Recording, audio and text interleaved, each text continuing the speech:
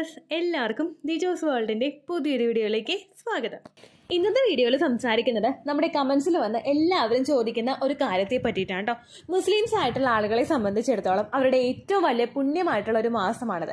എല്ലാവരും കൃത്യമായിട്ടും നിഷ്ഠയോട് കൂടിയിട്ടും വ്രതമെടുക്കുന്ന സമയമാണ്. സ്ത്രീകളെ സംബന്ധിച്ചിടത്തോളം, അതും പ്രഗ്നൻസി ട്രൈ ചെയ്യുന്ന സ്ത്രീകളെ സംബന്ധിച്ചിടത്തോളം ഒരുപാട് സംശയങ്ങളിലൂടെ അവർ കടന്നു പോകുന്ന മാസമാണിത്. അവർക്ക് ഫാസ്റ്റിംഗ് ചെയ്യാമോ, ചെയ്യുന്നുണ്ടെങ്കിൽ ഫാസ്റ്റിംഗ് കഴിഞ്ഞിട്ട് എന്തെല്ലാം ഫുഡാണ് കഴിക്കുന്നത്, അല്ലെങ്കിൽ ഫാസ്റ്റിംഗ് എടുക്കുന്നതോടൊപ്പം തന്നെ പ്രഗ്നന്റ് ആകാൻ വേണ്ടിയിട്ട് എന്തെല്ലാം കാര്യങ്ങളാണ് ശ്രദ്ധിക്കേണ്ടത്, ഇതെല്ലാം ഒരുപാട് പേര് നമ്മുടെ കമന്റ്സിൽ വന്ന് ചോദിക്കുന്നുണ്ട്. അപ്പോൾ അതെല്ലാം നമുക്ക് 1 by 1 ആയിട്ട് നമുക്ക് നോക്കാം, എന്തൊക്കെ സംശയമാണ് അവർക്കുള്ളതെന്നും. അതുപോലെ തന്നെ ഈ ഒരു പുണ്യമാസത്തിൽ പ്രഗ്നന്റ് ആകാൻ വേണ്ടിയിട്ട് നിങ്ങൾ എന്തെല്ലാം കാര്യങ്ങൾ ശ്രദ്ധിക്കണമെന്ന് നമുക്ക് നോക്കാം. വീഡിയോ നമുക്ക് സ്റ്റാർട്ട് ചെയ്യാം. വ്രതം എടുത്തു തുടങ്ങുന്ന സമയത്തെ പറ്റിയിട്ടും ഫുഡ് കഴിച്ചിട്ട് നമ്മളത് ബ്രേക്ക് ചെയ്യുന്ന സമയത്തെ പറ്റിയിട്ടും കൂടുതലായിട്ട് പറയാനായിട്ട് എനിക്കറിയില്ല കേട്ടോ. പക്ഷെ ഒരുപാട് പേര് ചോദിക്കുന്ന ഒരു കാര്യമാണ്, ഓവുലേഷൻ നടക്കുന്ന സമയത്ത് നമ്മൾ വ്രതം എടുക്കുന്നത് കൊണ്ട് എന്തെങ്കിലും ബുദ്ധിമുട്ടുണ്ടോ എന്നോ പറ്റിയിട്ട്. ഒരുപാട് പേര് പറയുന്ന ഒരു കാര്യമാണ്, ഈ വ്രതം എടുക്കുന്ന സമയത്ത് നമ്മൾ ഒരുപാട് എനർജറ്റിക് ആയിട്ടുള്ള ഒരു അവസ്ഥയിലോട്ട് നമ്മൾ എത്തും. ഒരുപാട് പേര് അങ്ങനെ എക്സ്ട്രീം ആയിട്ട് ടയേർഡ് ആവാറില്ല. ഇപ്പോൾ പുറത്ത് ജോലിക്ക് പോകുന്നവരൊക്കെ ആണെങ്കിൽ ടയേർഡ് ആവാനായിട്ടുള്ള ചാൻസ് കൂടുതലാണ്. വെയിലത്ത് ഒരുപാട് നേരം പണിയെടുക്കുമ്പോഴേക്കും ചിലപ്പോൾ ടയേർഡ് ആവാനായിട്ടുള്ള ചാൻസ് കൂടുതലാണ്.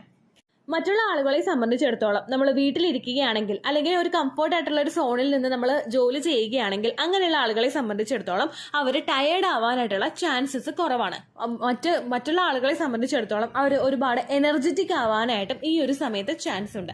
ഓവുലേഷൻ നടക്കുന്ന സമയത്തും ഓവുലേഷൻ കഴിഞ്ഞിട്ടുള്ള സമയത്തും നമ്മൾ എനർജറ്റിക് ആവുന്നത് നമ്മുടെ കൃത്യമായിട്ട് ബ്ലഡ് സർക്കുലേഷൻ വർദ്ധിക്കുന്നതിനും നമ്മുടെ സ്ട്രെസ് റിഡ്യൂസ് ആകുന്നതിനും സഹായിക്കുന്നുവെന്ന് ഒരുപാട് പഠനങ്ങൾ സൂചിപ്പിക്കുന്നുണ്ട്. അതുകൊണ്ട് തന്നെ ഒരുപാട് ഡോക്ടേഴ്സ് ഈ ഒരു ഫാസ്റ്റിങ്ങിനെ റെക്കമെൻഡ് ചെയ്യുന്നുണ്ട്. ഒരുപാട് പഠനങ്ങളും ഇതിന്റെ പുറകിൽ നടത്തിയിട്ടുണ്ട്. അതുകൊണ്ട് ഓവുലേഷൻ നടക്കുന്ന സമയത്ത് നിങ്ങൾ ഫാസ്റ്റിംഗ് ചെയ്യുന്നതിന് യാതൊരു തരത്തിലുള്ള ഒരു ബുദ്ധിമുട്ടും ഇല്ല കേട്ടോ. അടുത്തതായിട്ട് എല്ലാവരും ചോദിക്കുന്ന കാര്യമാണ്, ഇംപ്ലാന്റേഷൻ നടക്കുന്ന സമയത്ത് ഫാസ്റ്റിംഗ് ചെയ്യാമോ എന്നതിനെ പറ്റിയിട്ട്. ഇംപ്ലാന്റേഷൻ എന്ന് പറയുന്നത് നമ്മുടെ ശരീരത്തിൽ ബീജസങ്കലനം കഴിഞ്ഞിട്ട് ഫെർട്ടിലൈസ്ഡ് ആയിട്ട് വന്നിട്ടുള്ള ആ ഒരു അണ്ടം, ഫെർട്ടിലൈസ്ഡ് ആയിട്ട് വന്നിട്ടുള്ള ആ ഒരു എംബ്രിയോ നമ്മുടെ യൂട്രസിന്റെ ലൈനിങ്ങിലോട്ട് അറ്റാച്ച് ആകുന്ന ഒരു പ്രോസസ്സാണ്. ഈ പ്രോസസ്സിൽ നമ്മൾ ശരീരത്തിന് സപ്പോർട്ട് കൊടുക്കേണ്ടത് ഏറ്റവും അത്യാവശ്യമായിട്ടുള്ള ഒരു കാര്യമാണ്. നമുക്ക് കൊടുക്കാൻ പറ്റുന്നത് എന്തൊക്കെയാണോ അത്രയും ഗുണങ്ങൾ ശരീരത്തിൽ നമ്മൾ കൊടുക്കുന്നതിനനുസരിച്ചിട്ട് അവിടെ നിന്ന് നമുക്ക് ഔട്ട്പുട്ട് നല്ലതുപോലെ കിട്ടും. കാരണം ഇംപ്ലാന്റേഷൻ നമുക്ക് വേഗം സക്സസ്ഫുൾ ആകും, കുഞ്ഞിന്റെ ഹാർട്ട് ബീറ്റ് നമുക്ക് വേഗം കിട്ടും, കുഞ്ഞിന്റെ ഗ്രോത്ത് നല്ലതുപോലെ ഉണ്ടാകും. ഇങ്ങനെ ഒരുപാട് സപ്പോർട്ട് നമുക്ക് ശരീരത്തിന്റെ ഭാഗത്തു നിന്ന് തിരിച്ചും കിട്ടാനായിട്ട് തുടങ്ങും. അപ്പോൾ എല്ലാവരും ചോദിക്കുന്ന ഒരു കാര്യമാണ്, ഇംപ്ലാന്റേഷൻ നടക്കുന്ന സമയത്ത് ചേച്ചി നല്ല ഫുഡൊക്കെ കഴിക്കേണ്ടേ? അപ്പോൾ നമ്മളിപ്പോൾ ഫാസ്റ്റിംഗിൽ നിൽക്കുമ്പോഴേക്കും അങ്ങനെ കഴിക്കാതിരുന്നു കഴിഞ്ഞാൽ ഇനി എനിക്ക് കിട്ടുന്ന പ്രഗ്നൻസി നഷ്ടമായി പോകുമോ എന്ന് ചോദിക്കുന്ന ആളുകളുണ്ട്. അതുപോലെ തന്നെ ഇപ്പോൾ ചില ആളുകൾക്ക് ഹസ്ബൻഡ് ഇപ്പോൾ റംസാനൊക്കെ പ്രമാണിച്ച് നാട്ടിലേക്ക് വന്നിട്ടുള്ളവരുണ്ടാകും. അവർക്കൊക്കെ ഈ ഒരു പുണ്യമാസത്തിൽ കുറച്ച് നാളുകൾ ഭർത്താവ് ഒപ്പം നിൽക്കുമ്പോഴേക്കും തിരിച്ചങ്ങോട്ട് പോയി കഴിഞ്ഞാൽ ചിലപ്പോൾ പിന്നെ തിരിച്ച് കാണാനായിട്ട് ഹസ്ബൻഡ് അടുത്ത് വരാനായിട്ട് ഒരുപാട് നാളുകൾ ഉണ്ടാകും. അപ്പോൾ കൊടുക്കേണ്ട ഭക്ഷണം അല്ലെങ്കിൽ കൊടുക്കേണ്ട ഗുണങ്ങൾ ശരീരത്തിന് കൊടുക്കാതിരുന്നു കഴിഞ്ഞാൽ പ്രഗ്നൻസി നഷ്ടമായി പോകുമെന്ന് ഒരുപാട് ആളുകൾ വിചാരിക്കുന്നുണ്ട്. അങ്ങനെയുള്ളവർ ശ്രദ്ധിക്കേണ്ട കാര്യം, നമ്മളിപ്പോൾ ഒരുപാട് ഡോക്ടേഴ്സ് ഞാൻ പറഞ്ഞിട്ടില്ലേ ആ ഒരു ഫാസ്റ്റിംഗ് ചെയ്യുന്നതിന് പ്രശ്നമൊന്നുമില്ല എന്ന് പറയുന്നുണ്ട്. പക്ഷേ ഇംപ്ലാന്റേഷൻ നടക്കുന്ന സമയത്ത് ഫാസ്റ്റിംഗ് ചെയ്യുമ്പോഴേക്കും നിങ്ങൾ ഓവറായിട്ട് ടയേർഡായി പോവുകയാണെങ്കിൽ അങ്ങനെയുള്ള ആളുകൾ ഫാസ്റ്റിംഗ് ചെയ്യേണ്ട ആവശ്യമില്ല എന്നാണ് കേട്ടോ എനിക്ക് തോന്നിയിട്ടുള്ളത്. കാരണം നമ്മൾ പ്രഗ്നൻസി പോസിറ്റീവ് ആകുമ്പോഴേക്കും ഒരുപാട് ആളുകൾ ഭയങ്കരമായിട്ട് വീക്കായി പോകാറുണ്ട്. അവരുടെ ശരീരത്തിലെ പ്രൊജസ്ട്രോൺ ഹോർമോൺ കൂടുന്നതിന്റെ ഭാഗമായിട്ടും മറ്റുള്ള ടയേർഡ്നെസ് നമുക്ക് എക്സ്ട്രീം ആയിട്ട് വരുന്നതിന്റെ ഭാഗമായിട്ടും ചില ആളുകൾ ഭയങ്കരമായിട്ട് അങ്ങോട്ട് ഡൗൺ ആയി പോകും. അങ്ങനെയുള്ള ആളുകൾ ഭക്ഷണം കൂടി കഴിക്കാതെയും വെള്ളം കുടിക്കാതെയും ഒക്കെ ഇരുന്ന് കഴിയുമ്പോൾ ഒന്നും കൂടി ഡൗൺ ആയി പോകാനായിട്ടുള്ള ചാൻസ് ഉണ്ട്. പ്രഗ്നന്റ് ആയിട്ടുള്ള സ്ത്രീയെ സംബന്ധിച്ചിടത്തോളം ആ ഒരു സ്റ്റേജിലോട്ട് നമ്മൾ ശരീരത്തിനെ കൊണ്ടുവന്ന് എത്തിക്കുന്നത് നല്ലതല്ല. അപ്പോൾ നിങ്ങൾ ഓൾറെഡി നിങ്ങൾക്ക് ടയേർഡായിട്ട് നിങ്ങൾ ഫീൽ ചെയ്യുന്നുണ്ടെങ്കിൽ, അത് ഇംപ്ലാന്റേഷൻ നടക്കുന്ന സമയത്താണ് നിങ്ങൾക്ക് ആ ഒരു ടയർഡ്നെസ് ഫീൽ ചെയ്യുന്നതെങ്കിൽ അങ്ങനെയുള്ള ആളുകൾ ഫാസ്റ്റിംഗിൽ നിന്നൊന്നും വിട്ടു നിൽക്കുന്നത് നല്ലതായിരിക്കും. അതുപോലെ തന്നെ പ്രഗ്നൻസി ടെസ്റ്റ് ചെയ്ത് നോക്കിയിട്ട് നിങ്ങൾക്ക് പോസിറ്റീവ് റിസൾട്ട് കിട്ടുന്നുണ്ടെങ്കിൽ നിങ്ങളുടെ ഡോക്ടറുടെ ആ ഒരു നിർദ്ദേശപ്രകാരം നിങ്ങൾക്ക് പോസിറ്റീവ് ആണെങ്കിൽ ഫാസ്റ്റിംഗിൽ ചെയ്യുന്നത് കൊണ്ട് നിങ്ങൾക്ക് പ്രശ്നമൊന്നും ഇല്ലെങ്കിൽ കണ്ടിന്യൂ ചെയ്ത് ഫാസ്റ്റിംഗ് കൊണ്ടുപോകുന്നത് കൊണ്ടൊന്നും പ്രശ്നമില്ല കേട്ടോ. അടുത്തതായിട്ട് എല്ലാവരും ചോദിക്കുന്ന കാര്യമാണ്, ഫാസ്റ്റിംഗ് ആ ഒരു കഴിയുന്ന ബ്രേക്ക് ചെയ്യുന്ന സമയത്ത് എന്തെല്ലാം ഫുഡ് ഐറ്റംസ് കഴിക്കണമെന്നുള്ളത്.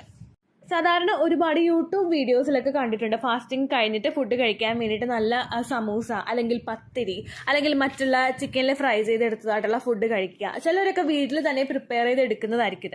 പക്ഷെ മറ്റു ചില ആളുകളെന്നൊക്കെ പറയുമ്പോൾ സമൂസയുടെ റോള് അതെല്ലാം പുറത്തുനിന്ന് മേടിക്കുന്നവരുണ്ട്. അതുപോലെ മറ്റുള്ള ബേക്കറി ഐറ്റംസ് കൂടുതലായിട്ട് നോമ്പുതുറ വിഭവങ്ങൾ പുറത്തുനിന്ന് മേടിച്ച് കഴിക്കുന്നവരുണ്ട്. നിങ്ങൾ പ്രഗ്നൻസി ട്രൈ ചെയ്യുന്ന സമയത്ത് ഓവുലേഷൻ കഴിഞ്ഞിട്ടുള്ളതോ ഇംപ്ലാന്റേഷൻ കഴിഞ്ഞിട്ടുള്ളതോ ആയിട്ടുള്ള സമയങ്ങളിൽ ഇത്തരത്തിലുള്ള ഭക്ഷണങ്ങൾ കഴിക്കാതിരിക്കുക. ഏറ്റവും കൂടുതൽ നമ്മൾ ശ്രദ്ധിക്കേണ്ടത് നമ്മളിപ്പോൾ വീട്ടിൽ എന്തെല്ലാം ഫുഡ് കഴിക്കുമോ അത് നിങ്ങൾ ഏറ്റവും ആദ്യം എടുക്കാനായിട്ട് ശ്രദ്ധിക്കുക. ഏറ്റവും കൂടുതൽ വെജിറ്റബിൾസ് കഴിക്കുന്നത് നല്ലതാണ്. അതുപോലെ ഫ്രൂട്ട്സ് കഴിക്കുന്നത് നല്ലതാണ്. ഫ്രൂട്ട്സിന്റെ ജ്യൂസസ് ആണെങ്കിലും കുടിക്കുന്നത് നല്ലതാണ്. അതുപോലെ ധാരാളം വെള്ളം കുടിക്കുന്നത് നല്ലതാണ്. ഇതെല്ലാം നമുക്ക് ആ ഒരു ശരീരത്തിന് അത്രയും നേരം വരെ നമ്മൾ ഫാസ്റ്റിങ്ങിൽ നിൽക്കുമായിരുന്നല്ലോ, പിന്നെ നമ്മൾ എടുക്കുന്ന ഭക്ഷണം എന്താണോ അതിന്റെ ഗുണമാണ് നമ്മുടെ ശരീരത്തിലെ ഓരോ ഭാഗത്തോട്ടും അബ്സോർബ് ആവാനായിട്ട് തുടങ്ങുന്നത്. ആ സമയത്ത് നമ്മൾ ബേക്കറി പലഹാരങ്ങൾ കൂടുതലായിട്ട് കഴിച്ചാലോ ഫാസ്റ്റ് ഫുഡോ ജങ്ക് ഫുഡോ നമ്മൾ കൂടുതലായിട്ട് കഴിച്ചാലോ അതിൻ്റെ ആ ഒരു കാര്യങ്ങളായിരിക്കും നമ്മുടെ ശരീരത്തിലോട്ട് കൂടുതലായിട്ട് എത്തുന്നത്.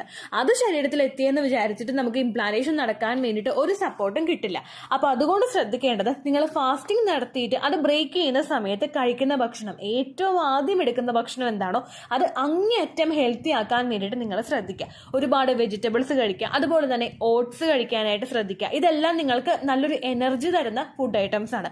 അതുപോലെ ഗോതമ്പിന്റെ നമ്മൾ ഗോതമ്പ് പൊടി ഉണ്ടല്ലോ അത് വെച്ചിട്ടുള്ള ഫുഡ് നിങ്ങൾ കഴിക്കാനായിട്ട് ശ്രദ്ധിക്കുക. അതുപോലെ ബാർലി കഴിക്കുന്നത് നല്ലതാണ്. അതുപോലെ ഫൈബർ റിച്ച് ആയിട്ടുള്ള ഫുഡ് ഐറ്റംസ് കഴിക്കുന്നത് നല്ലതാണ്.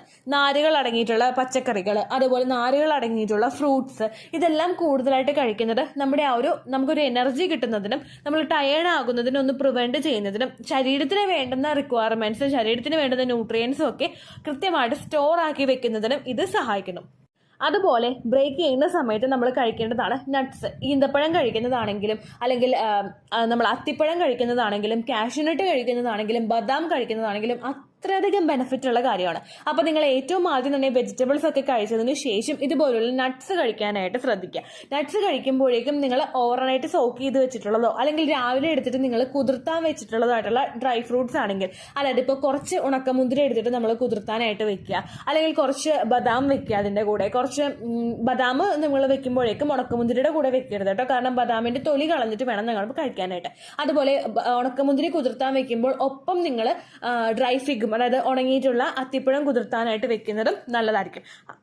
അപ്പോൾ നിങ്ങൾക്ക് അത് രണ്ടും കൂടി ഒരുമിച്ച് കുടിക്കാനായിട്ട് സാധിക്കും. അതുപോലെ തന്നെ ബദാം കുതിർത്തി കഴിക്കുന്നതും ബദാമിന്റെ തൊലി കളഞ്ഞിട്ട് കഴിക്കുന്നതും അതുപോലെ കാഷ്യൂനട്ട് കഴിക്കുന്നതും ഒക്കെ നല്ലതായിരിക്കും കേട്ടോ. ഇതെല്ലാം ആ ഒരു വെജിറ്റബിൾസ് ഒക്കെ ഫ്രൂട്ട്സും ഒക്കെ എടുത്തതിന് ശേഷം നിങ്ങൾ എടുക്കാനായിട്ട് ശ്രദ്ധിക്കുക.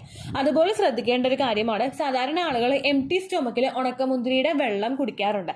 നിങ്ങൾക്ക് ഒരുപാട് നേരം നിങ്ങൾ ഫാസ്റ്റിങ്ങിൽ നിന്നിട്ട് ആ ഒരു വെള്ളം കുടിക്കണമെന്നില്ല. ചില ആളുകൾക്ക് ചിലപ്പോൾ അത്രയും നേരം വരെ അവർ ഫാസ്റ്റിങ്ങിൽ നിൽക്കുകയല്ലേ, അപ്പോൾ ചിലപ്പോൾ ബുദ്ധിമുട്ടുള്ള അസ്വസ്ഥതകളൊക്കെ ഉണ്ടാവാനായിട്ട് ചാൻസ് ഉണ്ട്. അതുകൊണ്ട് നിങ്ങൾ ആദ്യം തന്നെ മറ്റേതെങ്കിലും ഫുഡ് ഐറ്റംസ് ഒക്കെ കഴിച്ചിട്ട് ഇത് ഉണക്കമുന്തിരി വെള്ളം കുടിച്ചാൽ മതിയായിരിക്കും കേട്ടോ. അതുപോലെ ശ്രദ്ധിക്കേണ്ട കാര്യമാണ് ഹൈ ഷുഗറും ഹൈ ഫാറ്റും അടങ്ങിയിട്ടുള്ള ഭക്ഷണങ്ങൾ ഈ ഒരു ഫാസ്റ്റിംഗ് ബ്രേക്ക് ചെയ്യുന്ന സമയം മുതൽ നിങ്ങൾ കഴിക്കാതിരിക്കാൻ ശ്രദ്ധിക്കുക. ചില ആളുകൾ ജ്യൂസ് വീട്ടിൽ തന്നെ ഉണ്ടാക്കി കഴിക്കുന്നവരുണ്ട്. അങ്ങനെയുള്ളവരൊക്കെ കുറച്ചായിരിക്കും ഷുഗർ ആഡ് ചെയ്യുന്നത്. പക്ഷെ മറ്റു ചില ആളുകൾ മറ്റുള്ള ബിവറേജസ് പുറത്തുനിന്ന് മേടിച്ചിട്ട് കുടിക്കാറുണ്ട്. അതായത് നമ്മൾ ബിവറേജ് എന്ന് പറയുമ്പോഴേക്കും നമ്മൾ ഇപ്പോൾ കൊക്കക്കോള ആണെങ്കിലും അല്ലെങ്കിൽ മറ്റുള്ള slice, 7up, Pepsi, Mountain Dew ഇങ്ങനെയുള്ള ഒരുപാട് ഡ്രിങ്ക്സ് മേടിച്ചിട്ട് കുടിക്കാറുണ്ട്. ഇത് കുടിക്കുന്നതും നിങ്ങളുടെ ആ ഒരു ഷുഗറിന്റെ ലെവൽ ഇൻക്രീസ് ചെയ്യുന്നതിന് കാരണമാകുന്നു. അതുകൊണ്ട് ഈ ഐറ്റംസ് ഒക്കെ നിങ്ങൾ ആ ഒരു ഫാസ്റ്റിംഗ് കഴിഞ്ഞതിന് ശേഷം ഉപയോഗിക്കുന്നത് കുറയ്ക്കുക കേട്ടോ. അതുപോലെ തന്നെ ചില ആളുകൾ ഓവുലേഷൻ നടക്കാൻ വേണ്ടിയിട്ട് ഗ്രാമ്പൂ വെള്ളം കുടിക്കുന്നവരുണ്ട്. ഇവരും ഈ ഒരു ഭക്ഷണം ഇപ്പോൾ നിങ്ങൾ വെള്ളം കുടിച്ചിട്ടായിരിക്കുമല്ലോ അത് ബ്രേക്ക് ചെയ്യുന്നത്. അതിനുശേഷം നിങ്ങൾ തൊട്ടടുത്ത് തന്നെ ഗ്രാമ്പൂ വെള്ളം കുടിക്കുന്നതും ആ ബെനിഫിറ്റ് ഒക്കെ ശരീരത്തിലോട്ട് എത്താൻ വേണ്ടിയിട്ട് സഹായിക്കും. നോക്കൂ, നിങ്ങൾ അത്രത്തോളം എനർജറ്റിക് ഇരിക്കുന്ന ആ ഒരു സമയങ്ങളിലൊക്കെ ഗ്രാമ്പൂ വെള്ളം കുടിച്ചു കഴിഞ്ഞാൽ അപ്പം തന്നെ നിങ്ങൾക്ക് ആ ബെനിഫിറ്റ് ഒക്കെ ശരീരത്തിലോട്ട് കിട്ടും. അതുകൊണ്ട് നിങ്ങൾക്ക് ബാക്കിയുള്ള ടയർഡ്നെസ് ഒന്നും ഫീൽ ചെയ്യുന്നില്ലെങ്കിൽ ഇതെല്ലാം എടുക്കുന്നത് കൊണ്ടൊന്നും പ്രശ്നമില്ല. ഫാസ്റ്റിംഗ് ഒക്കെ നിങ്ങൾക്ക് ചെയ്യാം. കാരണം നിങ്ങളെ സംബന്ധിച്ച് ഏറ്റവും പുണ്യമായിട്ടുള്ളൊരു മാസമാണല്ലോ ഇത്. അതുകൊണ്ട് തന്നെ നിങ്ങൾ മസ്റ്റായിട്ട് ശ്രദ്ധിക്കണം. നിങ്ങളും നിങ്ങളുടെ ദൈവവും ഏറ്റവും കൂടുതൽ അടുത്ത് നിൽക്കുന്ന ഒരു മാസമാണിത്. അതുകൊണ്ട് നിങ്ങൾ എന്ത് പ്രാർത്ഥിച്ചാലും ദൈവം അത് തരാനായിട്ടും ബാധ്യസ്ഥനായിട്ടിരിക്കുന്ന സമയമായിരിക്കും അത്. കാരണം നമ്മൾ ദൈവത്തെ പ്രാർത്ഥിച്ച് അത്രത്തോളം വ്രതമൊക്കെ അനുഷ്ഠിച്ചാണ് ഈ ഒരു സമയങ്ങളിൽ നിങ്ങൾ കടന്നു പോകുന്നതല്ലോ. അതുകൊണ്ട് നിങ്ങളുടെ മൈൻഡ് നിങ്ങൾ അങ്ങേയറ്റം ക്ലീൻ ആക്കി വെക്കുക. ഒരു തരത്തിലുള്ള സ്ട്രെസ്സും ഇല്ലാതെ നല്ലതുപോലെ സമയമെടുത്ത് മെഡിറ്റേഷൻ ചെയ്ത് നിങ്ങൾ പ്രാർത്ഥിക്കുക. ദൈവവുമായിട്ട് ഡയറക്റ്റായിട്ട് നിങ്ങൾ സംസാരിക്കാനായിട്ട് നിൽക്കുക. അടുത്ത തവണ ഈ ഒരു വ്രതം എടുക്കുന്ന സമയത്ത് എൻ്റെ അടുത്ത് ഒരു കുഞ്ഞുണ്ടായിരിക്കണേ ദൈവമേ എന്നുള്ള കാര്യം നിങ്ങൾ ദൈവത്തോട് പ്രാർത്ഥിക്കുക. നിങ്ങളത് ദുആ ചെയ്യുക. ഉറപ്പായിട്ടും നിങ്ങൾക്ക് ആ ഒരു റിസൾട്ട് കിട്ടാനായിട്ട് അത് സഹായിക്കും കേട്ടോ. കാരണം ഈ സമയങ്ങളിൽ നമുക്ക് സ്ട്രെസ്സ് ഭയങ്കര കുറവായിരിക്കും. നമ്മൾ പീസ്ഫുൾ ആയിട്ടിരിക്കുന്ന സമയമായിരിക്കും. അത് മാക്സിമം നിങ്ങൾ എക്സ്പ്ലോർ ചെയ്യാനായിട്ട് ശ്രദ്ധിക്കുക കേട്ടോ. ഓൾമോസ്റ്റ് ഈ ഒരു വിഷയം ഞാൻ കമ്മ്യൂണിറ്റി ടാബിൽ പോസ്റ്റ് ചെയ്തപ്പോഴേക്കും എല്ലാവരും തന്നിട്ടുള്ള ഒരു എന്താ പറയുക കാര്യങ്ങളിലോട്ട് അതായത് ക്വസ്റ്റ്യൻസ് ഒക്കെ ഞാൻ ആൻസർ ചെയ്തിട്ടുണ്ടായിരുന്നു എന്ന് വിചാരിക്കുന്നു. കാരണം ഒരുപാട് പേര് ഈ ഒരു വീഡിയോ വേണമെന്ന് പറഞ്ഞിട്ടുണ്ടായിരുന്നു. പിന്നെ ചിലർ ചോദിച്ചിട്ടൊരു സംശയമാണ്, നോമ്പ് എടുക്കുന്നത് എഗ് ഗ്രോത്തിനെ അഫക്റ്റ് ചെയ്യുമോ എന്നുള്ള കാര്യം. ഒരിക്കലും ഇല്ല കേട്ടോ. നമ്മൾ ആ ഒരു ഇതെടുത്ത് കഴിഞ്ഞാൽ, ഒരു വ്രതം എടുത്തു കഴിഞ്ഞാൽ നമ്മൾ അതിനുശേഷം കഴിക്കുന്ന കാര്യങ്ങളും അങ്ങറ്റം ബെനിഫിറ്റ് ഉള്ളതാണെങ്കിൽ നമ്മൾ അത് ഒരിക്കലും എഗ് ഗ്രോത്തിനെ അഫക്റ്റ് ചെയ്യില്ല കേട്ടോ. അത് നേരത്തെ പറഞ്ഞതുപോലെ തന്നെ ഫാസ്റ്റ് ഫുഡും ജങ്ക് ഫുഡും ഒക്കെ കഴിക്കുന്നത് നിങ്ങൾ കുറയ്ക്കുക. ഹെൽത്തി ആയിട്ടുള്ള ഭക്ഷണങ്ങൾ മാത്രം കഴിക്കാനായിട്ട് ശ്രദ്ധിക്കുക കേട്ടോ. പിന്നെ ഒരുപാട് പേര് ഇങ്ങനെയുള്ള കാര്യങ്ങളാണ് ചോദിച്ചിരിക്കുന്നത്. ഒരുപാട് പേര് ഈ വീഡിയോ വേണമെന്ന് പറഞ്ഞിട്ടുണ്ടായിരുന്നു. അപ്പോൾ ഇത്രയൊക്കെയാണ് എല്ലാവരും ചോദിച്ചിട്ടുള്ള കാര്യങ്ങൾ. പിന്നെ നിങ്ങൾ ശ്രദ്ധിക്കേണ്ട മറ്റൊരു കാര്യമുണ്ട്.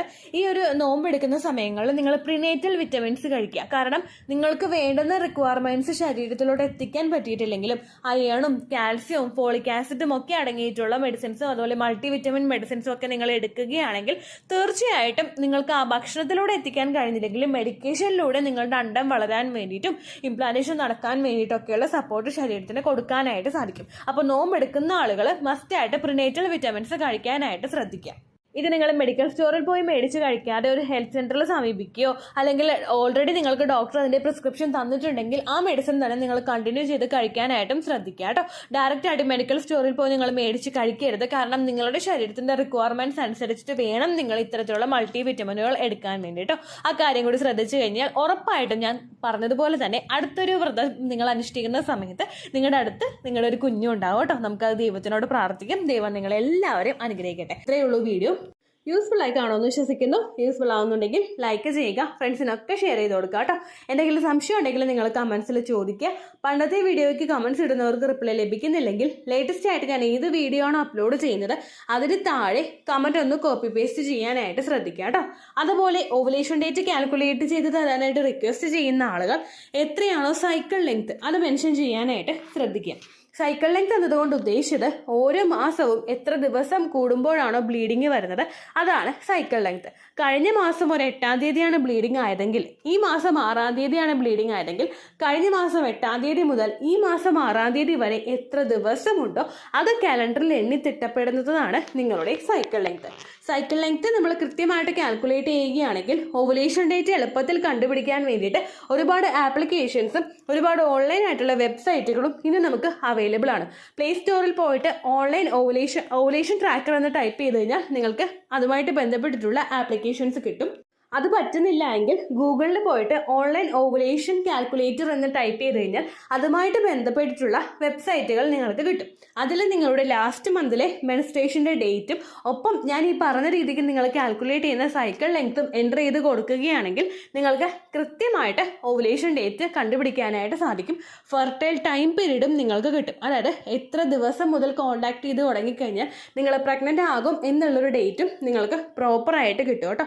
ഇത് കാൽക്കുലേറ്റ് ചെയ്യുന്ന സമയത്ത് സൈക്കിൾ ലെങ്ത് കാൽക്കുലേറ്റ് ചെയ്യുന്ന സമയത്ത് നിങ്ങളുടെ ആ ഒരു കലണ്ടറിൽ നോക്കി തന്നെ നിങ്ങൾ കാൽക്കുലേറ്റ് ചെയ്യുക. പല മാസങ്ങളിലും 30-31 ദിവസമുണ്ട്. അതുകൊണ്ടാണ് അങ്ങനെ പറഞ്ഞത്. ഒപ്പം നിങ്ങൾക്ക് ബ്ലീഡിങ് തുടങ്ങിയ ദിവസത്തിന് വേണം നിങ്ങൾ ഡേ 1 ആയിട്ട് എടുക്കാൻ വേണ്ടിയിട്ട്. സ്പോട്ടിങ് തുടങ്ങിയ ദിവസത്തിനെ അതായത് ചെറുതായിട്ട് ഡിസ്ചാർജ് പോയി തുടങ്ങിയ ദിവസത്തിനെ നിങ്ങൾ കൺസിഡർ ചെയ്യേണ്ട ആവശ്യം ഇല്ല കേട്ടോ. അപ്പോൾ ഇത്രയേ ഉള്ളൂ വീഡിയോ. അടുത്തൊരു വീഡിയോ ആയിട്ട് നമുക്ക് വീണ്ടും കാണാം. ബൈ.